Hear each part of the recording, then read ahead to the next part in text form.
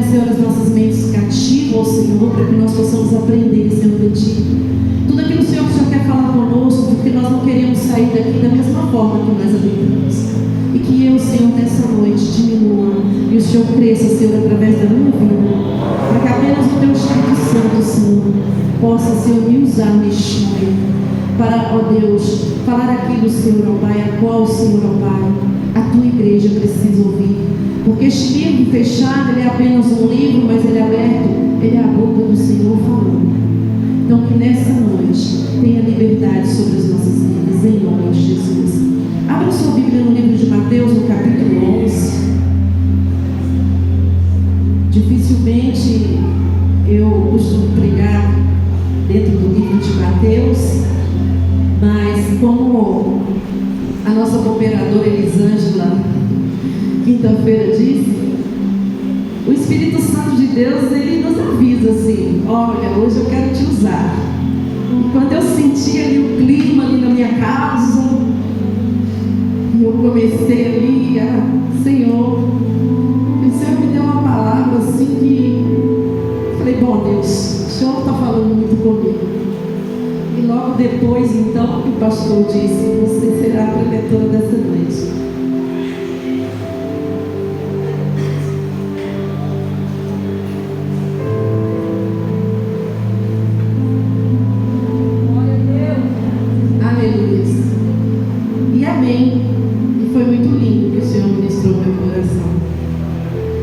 Mateus 11, nós vamos ler do 1 ao 11, diz assim: e aconteceu que, acabando Jesus de dar instruções aos seus 12 discípulos, partiu dali a ensinar e a pregar nas cidades deles. E João, ouvindo no cárcere falar dos feitos de Cristo, enviou 2 de seus discípulos, a dizer: és tu aquele que havia de vir, ou esperávamos outro? E Jesus respondendo disse-lhes: ide e anunciai a João as coisas que ouvis e vedes. Os cegos veem, os coxos andam, os leprosos são limpos, e os surdos ouvem, os mortos são ressuscitados, e aos pobres é anunciado o Evangelho. E bem-aventurado é aquele que se não escandalizar em mim. E partindo eles, começou Jesus a dizer às turbas a respeito de João: que fostes ver no deserto? Uma cana agitada pelo vento? Sim. Que foste ver? Um homem ricamente vestido? Os que trajam ricamente estão nas casas dos reis. Mas então que foste ver? Um profeta? Sim, vos digo eu, e muito mais do que profeta. Porque é este de quem está escrito: eis que diante da tua face envio o meu anjo, que preparará diante de ti o teu caminho. Em verdade vos digo que entre os que de mulher têm nascido, não apareceu alguém maior do que João Batista.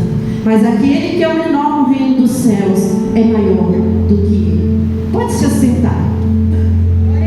Quero nessa noite chamar a atenção para um dos personagens da Bíblia que todos nós conhecemos, chamado João Batista, que mesmo fazendo parte da galeria dos homens mais usados por Deus, um dos homens, mais usados por Deus, se identifica com cada um de nós. João Batista, ele se identifica com cada um de nós. O profeta João Batista, ele se identifica com a gente em sua humanidade, porque ele era humano como nós, nascido de uma mulher como nós. E em seus desencontros, em suas incredulidades, em seu desânimo, em seu desalento, em sua depressão, na perda do sentido da vida, em tudo, ele se parecia conosco. E nós podemos aprender aqui com o profeta João Batista. Podemos aprender com seus erros, podemos aprender com seus acertos, podemos aprender com sua comunhão com Deus, nós podemos também aprender com seu desânimo, podemos aprender com sua poderosa fé, com a sua fragilidade humana, nós podemos aprender com a sua descrença, dúvidas, incertezas. com as suas prostrações. Na história deste profeta, nós podemos ver a nós mesmos. Na história deste profeta, João Batista, diz a palavra do Senhor, diz a Bíblia, que o sacerdote Zacarias, ele era casado com Isabel. Mas este casal amargava por muitos anos. Esse casal, ele tinha uma tristeza, porque Isabel era estéril. E como toda mulher estéril, naquele tempo, Isabel carregava 4 marcas. Ela carregava a marca da humilhação diante das pessoas e diante de si mesma.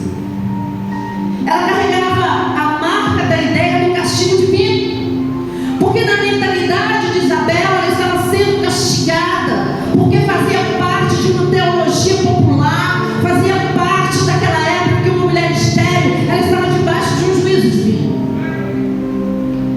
Ela trazia a marca da insegurança, porque toda mulher estéril vivia sempre com um sentimento forte de insegurança e a ideia de um possível abandono do marido, porque naquele tempo, se passasse 10 anos casada e não tivesse filho, o marido podia desposá-la e casar com outra. Então ela se sentia insegura. Aquela mulher, ela trazia dentro dela a marca da anulação da posteridade. Por quê? Porque a coisa estava difícil, assim como foi lá com Abraão, porque a esterilidade naquele tempo, para os casais do Oriente Antigo, era a maior das tragédias, porque não podia haver calamidade maior, tragédia maior para o marido do que a ideia de que a sua família viesse a desaparecer da terra.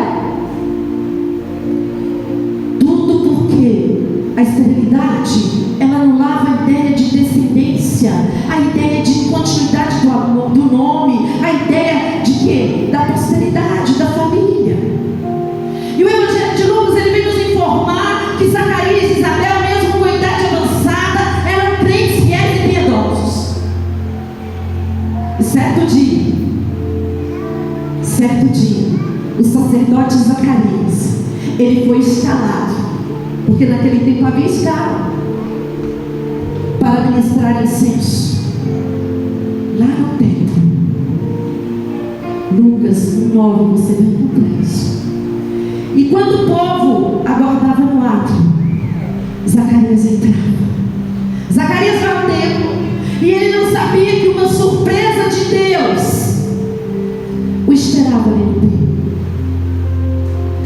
Nunca esqueça que Deus, ele pode te surpreender. Ele sempre tem uma surpresa quando você vem à casa dele. Ele sempre tem uma surpresa quando você vem adorá-lo. Na casa de Deus nós conseguimos ver a face. Na casa de Deus ele nos ensina com suas palavras. Na casa de Deus nós encontramos coisas maravilhosas. Na casa de Deus, 2 Crônicas 7 diz assim que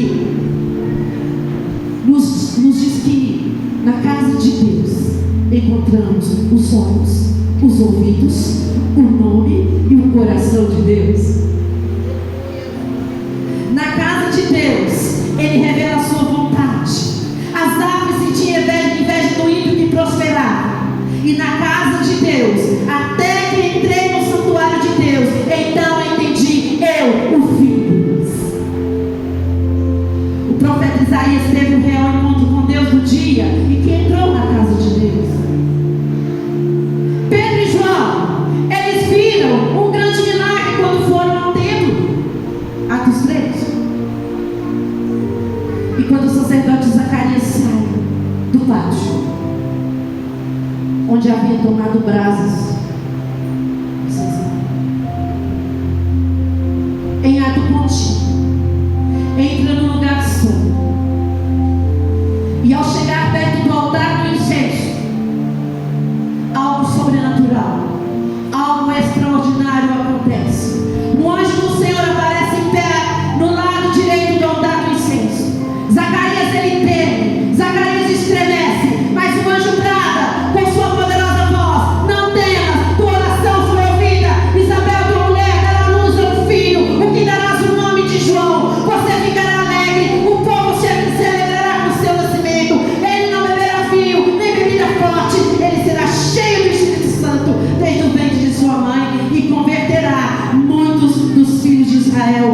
Senhor.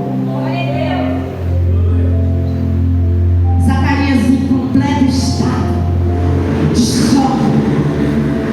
Zacarias todo trêmulo.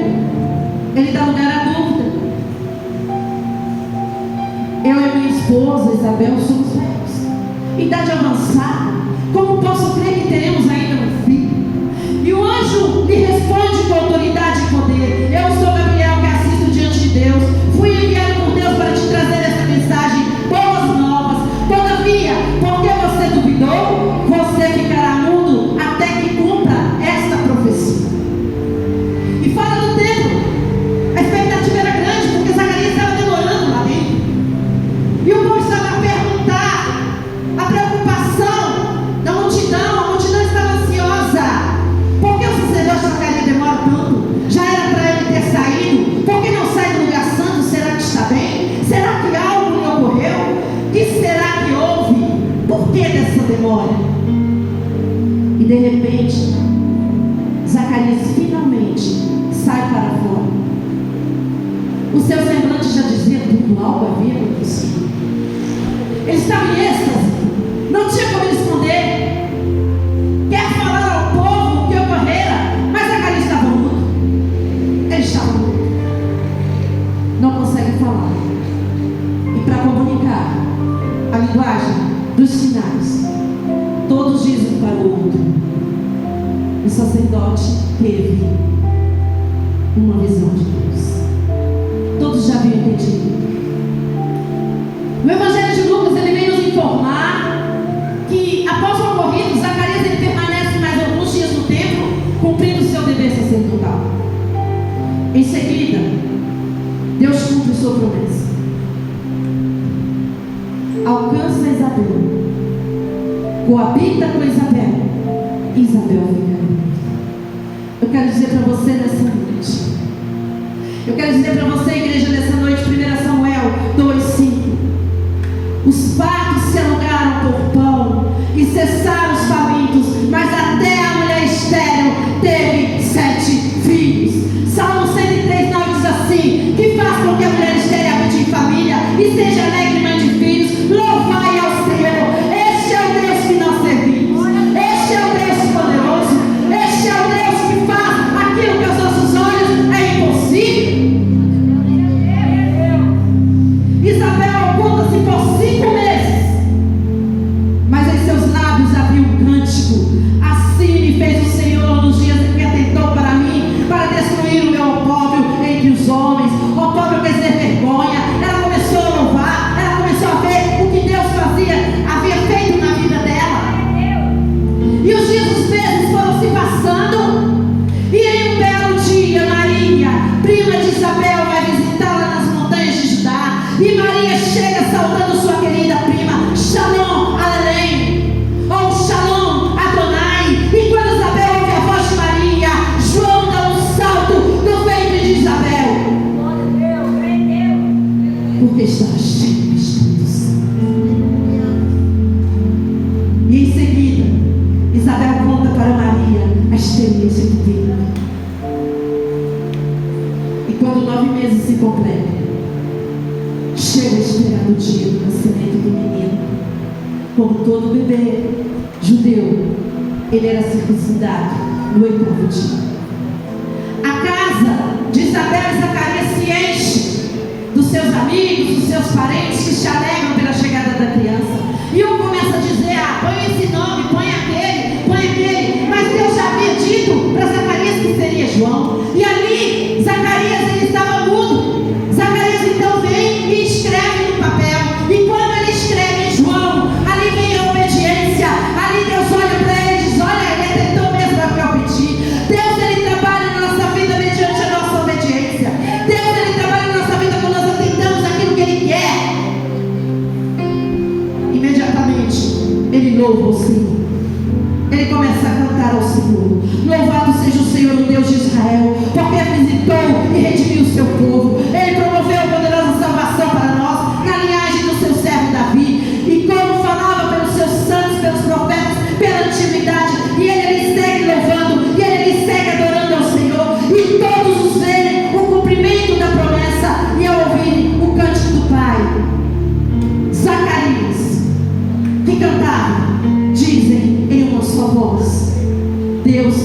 algo extraordinário neste menino. Quando Deus ele se apresentar a você, igreja, mediante as promessas, e essas promessas se cumprirem na sua vida. Quando Deus se apresentar a você e essa promessa se cumprir, creia que o nome dele será glorificado, e todos aqueles que olhar para você, e todos aqueles que verem, vão dizer: Deus tem algo especial na vida deste menino.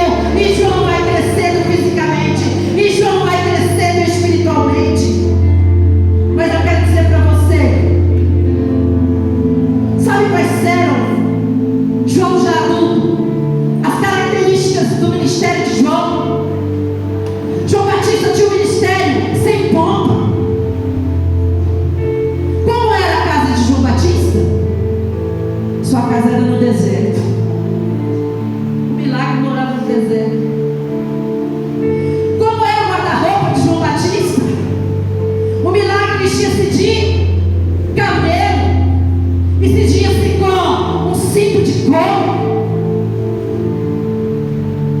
Qual era o cardápio que o milagre comia? O cardápio que o milagre comia era gafanhotos, mel silvestre. João tinha um ministério que não atraía multidões, aliás, que atraía multidões. Ele tinha um ministério que atraía. Diz que a Judeia e Jerusalém iam todos ter com ele. João Batista tinha um ministério iluminado, cuja luz orientava e guiava muitos. João Batista, ele tinha um ministério de integridade e santidade.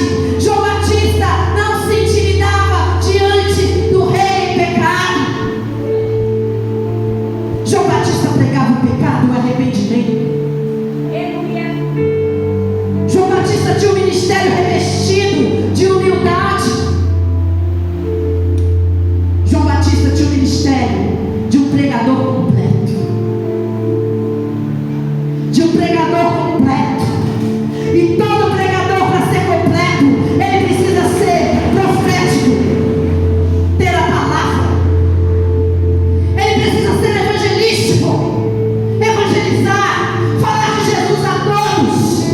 E ele precisa ter a palavra de verdade, precisa ser bíblico. Não pode ser coach. Não pode pregar aquilo que as pessoas querem ouvir. Porque João Batista, ele não fazia isso. Oh, glória a Deus. Isaías 43 já falava sobre João Batista. Voz do que clama no deserto: preparai o caminho do Senhor, endireitai o erro, a vereda ao nosso Deus.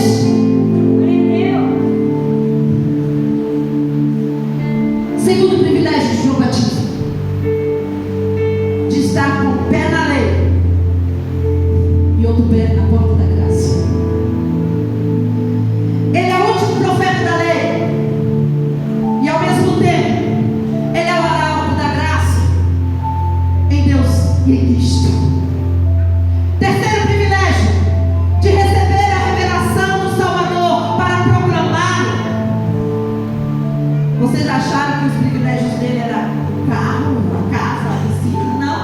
Foram esses privilégios que ele teve. Quarto privilégio, de ser o profeta do Pentecostes, do derramamento do Espírito. Porque lá em Mateus 3 diz assim: eu vos batizo com água para arrependimento, mas depois de mim vem alguém mais poderoso do que eu, tanto que não sou digno de levar as calçadas suas sandálias. Ele os batizará com o Espírito Santo e com fogo. Ele já profetizava o batismo. Ele teve o privilégio de batizar o Senhor Jesus,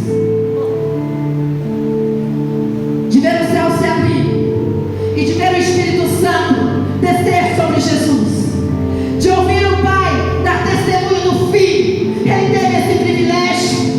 Mas há um momento que esse João Batista, ele é preso. E aqui neste capítulo 11 de Mateus, a qual nós lemos, nesse estudo nós vemos aqui que João Batista enviou 2 de seus discípulos para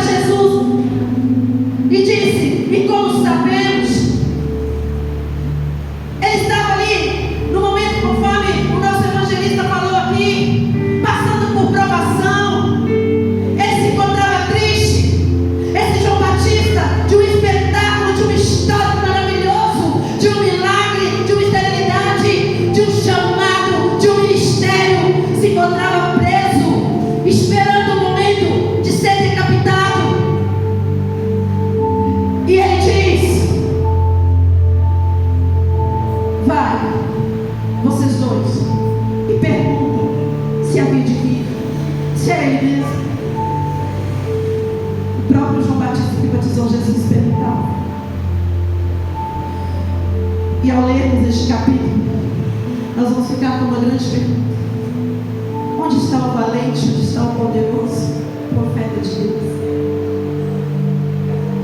Onde está João Batista, que fazia tremer o trono do rei Herodes? Onde está o pregador de fé e cheio de esperança? Onde está a lâmpada que ardia com fulgor? Porque muitas vezes nós somos como ele. Nos momentos da dificuldade a gente pergunta: será que é Deus? Será que é Jesus na minha vida? Onde está o homem de Deus que enfrentou o mundo com sua fé no Cordeiro de Deus? Onde está aquele que viu o céu se abrir sobre Cristo, que viu o Espírito vesti-lo e ouviu o Pai dizer: este é o meu filho amado, acerca de Jesus, em quem me comprazo?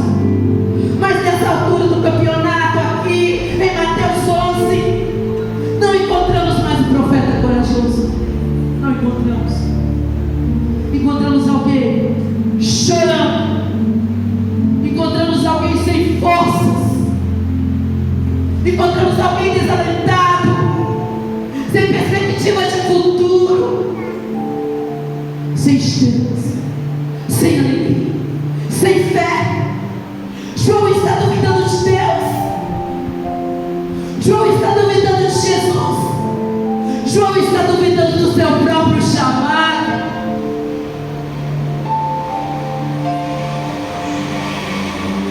O abandono, a cláusula, o calabouço, bate a fragilidade do ser humano. Isso leva o quê? A incredulidade, a dúvida, a ficar então prostrado sem força. Talvez ele comece a refletir sobre tudo. E ele envia dois.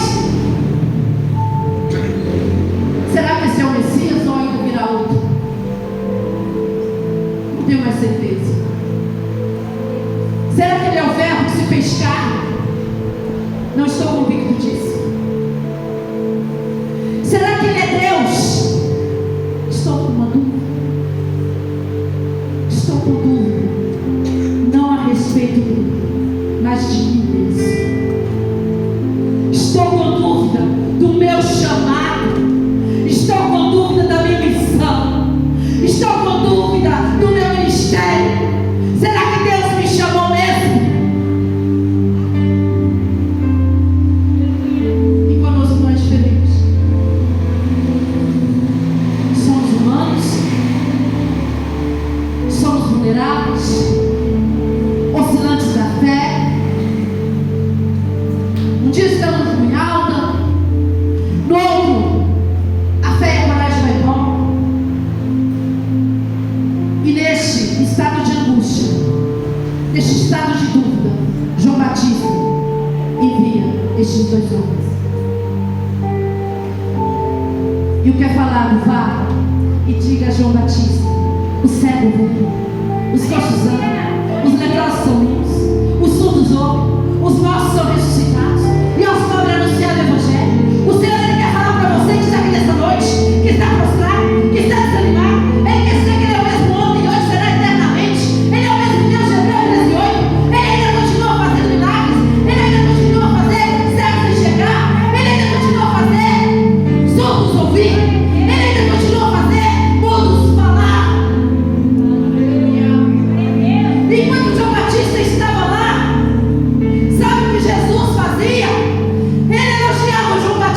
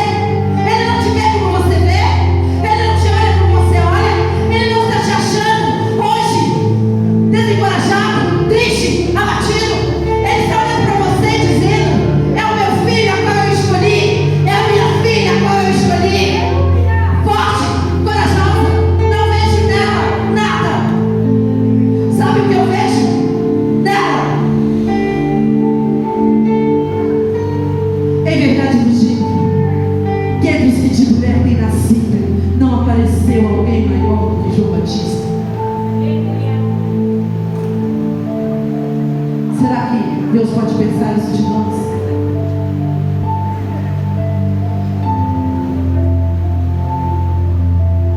Será?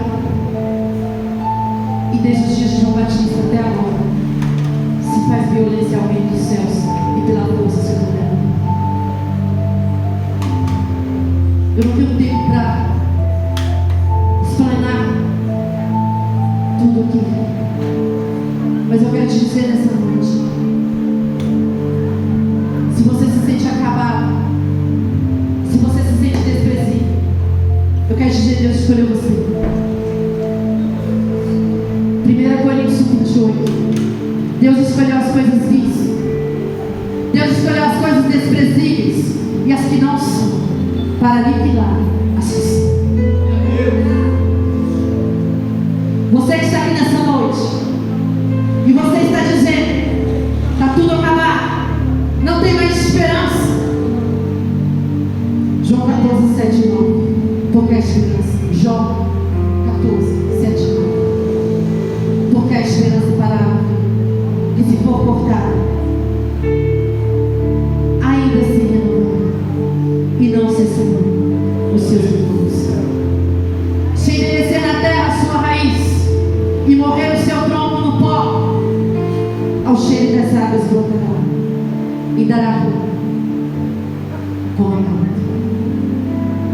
Eu gostaria que você se colocasse sobre os seus pés e apagassem as luzes aí só de trás. Colocasse a sua mão na altura do teu coração.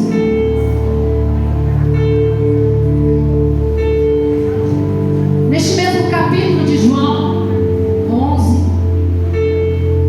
28, ele diz: vinde a mim, todos os que estáis cansados e oprimidos, e eu vos aliviarei.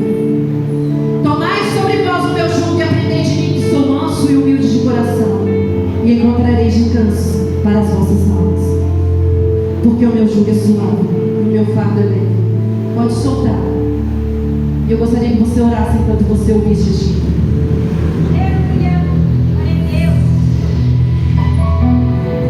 Oh, aleluia. Feche os seus olhos. Faça esse momento de entrega neste hino. Você que se sente desprezado, ouça essa palavra. Eis que Deus é muito grande para tudo ele despreza, porque grande é a riqueza de coração. Ele chama hoje. Talvez você se sente preso como João Batista.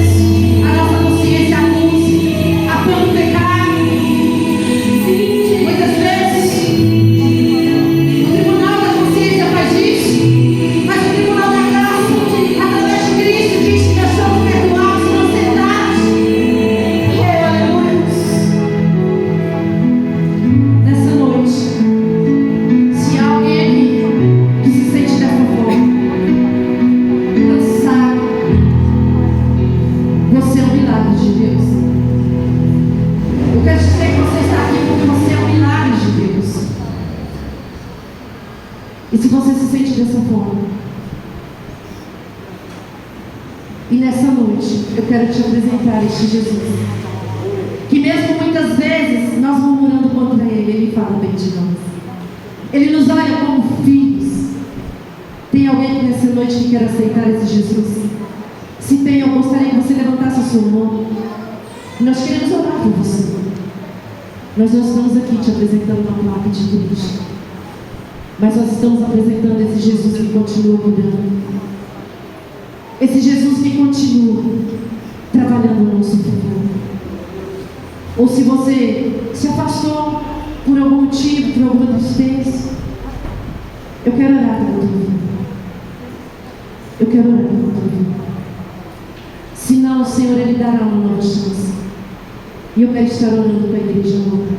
Senhor, meu Deus e soberano Pai, na tua gloriosa presença nessa noite, ó Deus, como é bom, Senhor, entendermos que nós somos, Senhor, homens, mulheres, como os grandes homens da Bíblia, Senhor. O que falta em nós muitas vezes, Pai, é termos a reverência que aqueles homens tiveram, é termos a obediência que aqueles homens tiveram, Deus. Ensina-nos, Senhor, a fazer a tua vontade. Ensina-nos, Senhor, a fazer o teu querer, ainda que estejamos nos sentindo em calabouços, ainda que estejamos nos sentindo presos, mas nessa noite, Senhor, é noite de renovo, é noite, Senhor, ó Pai, de voltarmos para o Senhor. João estava ali, prestes a ser decapitado, mas ele entendeu que Jesus já estava reinando.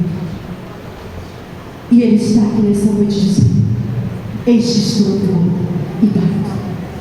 E Ele está dizendo que em breve Ele voltará.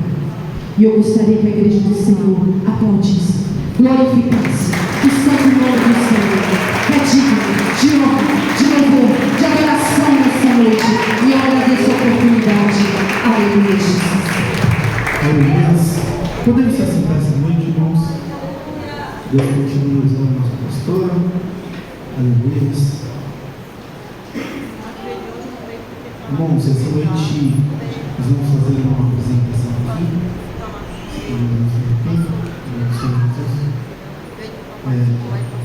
Eu queria deixar